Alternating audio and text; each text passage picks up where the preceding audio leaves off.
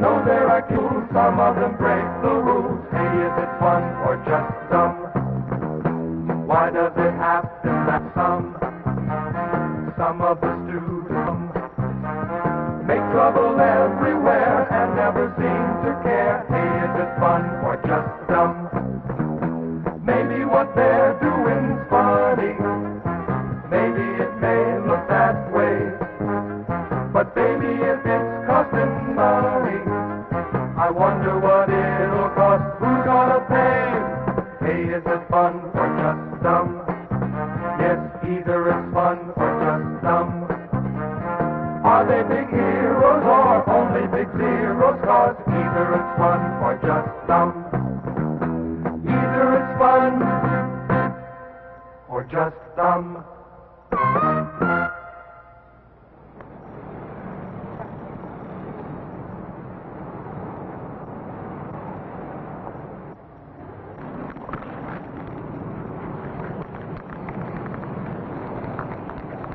Hey, what are you doing there?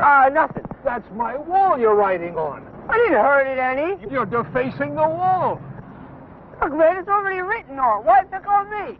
I know you. Now, either I call the police or you clean the whole wall. By definition, graffiti simply means writing or pictures scratched or inscribed on a surface. The term was first applied to the ancient drawings found on the walls of caves. In any event, graffiti is as old as civilization. Some of it is highly prized as a reflection of the culture from which it came. Even our founding fathers indulged in graffiti. George Washington's initials can still be seen on the rocks at Natural Bridge. Recently, some have labeled graffiti art. And indeed, it can be attractive, amusing, and interesting. Often, graffiti is encouraged as decoration on certain walls, fences, and sidewalks. It has even inspired art and literature. On the other hand, by almost any standards, much graffiti is ugly, some of it distasteful, and a little of it offensive. One needs only to visit any major city to realize that the advent of spray can enamel and magic marker pens have given rise to a new look to America, which delights some and disturbs many. Young people must decide, is graffiti fun or is it dumb? The most famous and perhaps the most controversial graffiti is that blanketing the New York City subway system. One view is that subway graffiti, too, is a kind of art and worthy of praise. Well, it certainly does change the appearance of an often drab setting. Yet, graffiti here is a definite safety hazard and needless expense. The cost to the New York subway system alone exceeds $2 million per year. The expense is borne through higher prices. Apart from the costs are the risks of being caught and the danger of injury. A number of would-be artists have been hurt by subway cars and electric shock. Nationally, schools are frequent targets of graffiti. Although seen in virtually every area, it seems to be most concentrated in the inner cities and older neighborhoods. One reason it is not often found in the suburbs is that it is quickly removed when it appears. No one knows how much is spent totally on the correction of graffiti, but it is estimated that in schools alone the cost runs into tens of millions of dollars. Until a few years ago, graffiti was limited primarily to alleys, vacant buildings, and fences. Today, it appears almost everywhere. Not even works of art are spared. Nor is the natural environment immune. Graffiti is everywhere. I think graffiti's neat. It's our way to communicate. Graffiti is sneaky, done when people think nobody is watching. I can't see the fun or honesty in that. Besides, what they write is neither art nor literature. Some forms of graffiti may be highly destructive. 10 years ago, such damage to works of art was rare. Now, it is common worldwide. And the hate graffiti once despised here, but seen in other countries, now appears too often in America. Many of our historic sites and national treasures have been affected. The defacement of public property has been termed a national disgrace. A good question at this point is, why do people do it? The motivations for graffiti are many. Love, bravado, or even humor. But the motivations are not always so innocent. Graffiti may be hateful, insightful, or radical. Some experts say that graffiti is one way adolescents have to express their identities. They say this isn't really any different than putting titles on doors of offices or monograms on things that we own. Perhaps some of it is an attempt to be unique.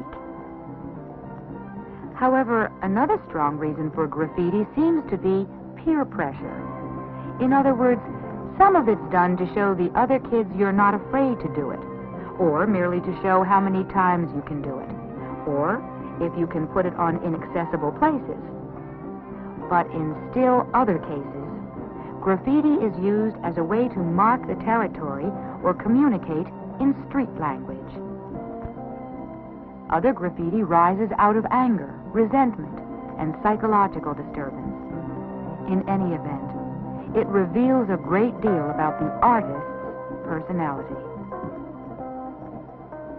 The school board and the principal have approved your request to decorate the school walls, providing you submit your plans to the students for a referendum vote. So what do you want to do? Well, if they really mean it, why don't we go mod? What do you mean by mod? You know, Dayglow colors, wild designs, graffiti, anything that we want. Why graffiti? Because it's groovy, it's where it's at. That's not where it's at with me. I see graffiti in my neighborhood all the time, and I don't like it. If you want that kind of junk, you take it to your own neighborhood. What kind of wall do you want? I like murals, black art, pretty things, not profanity. It seems we're not in agreement. There's this about graffiti. It often starts a debate. Obviously, graffiti is a lot of different things, and it certainly can be a problem. There are many approaches to solving it. To combat the epidemic of graffiti on subway trains, some cities have begun to buy them already decorated. It is also used on buildings and fences. This idea of imitation graffiti, sometimes called walls of pride, is executed by artists. Some experts say this encourages rather than discourages more graffiti where it isn't wanted. Others have tried to control graffiti by allowing it to be applied in specific places. Many think that this is a good answer, but others say graffiti is only satisfying if you have to write and run.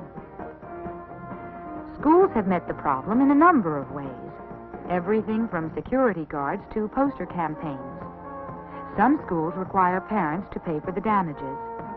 Others have attempted to solve the problem by architectural means or use of materials which are easily cleaned. I think the punishment should fit the crime, and those who create the graffiti should be required to clean it up. I think the answer comes from pride, because if you're proud of your school, you ask others not to deface it. Kids who write on toilet walls have psychological problems. Let's help them straighten out their heads. I believe we should attack the problem and not the symptom. We should give the kids a chance to establish a territory or reinforce their identity.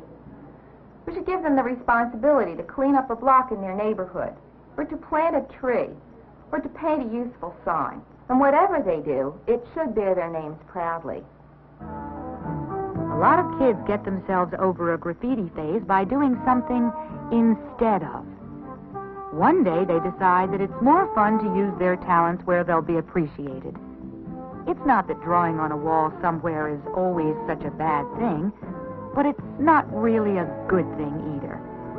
The point is that you can get pretty much the same kick and better recognition in other ways. The solution to the problem of graffiti, then, seems to lie within each of us. Young people have to decide if this is the kind of decorated world they want to live in. For a time, there was a certain romance attached to graffiti. It was something one did to declare oneself against authority, like funky old clothes, long hair, and hip talk. After a while, graffiti wasn't so different anymore.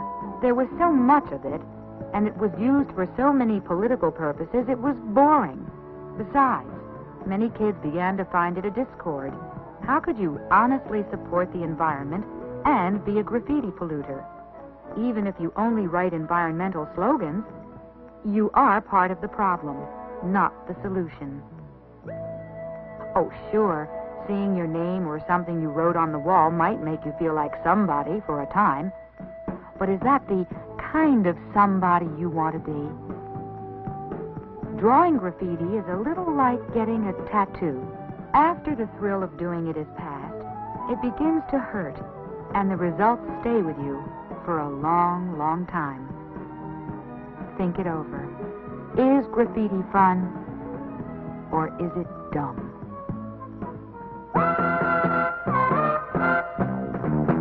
Hey, is it fun or just dumb? Yes, either it's fun or just dumb. You know there are kids in school, some of them break the rules. Hey, is it fun or just dumb? Maybe what they're doing's funny.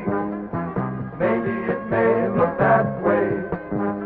But baby, if it's costing money, I wonder what it'll cost. Who's gonna pay? Hey, is it fun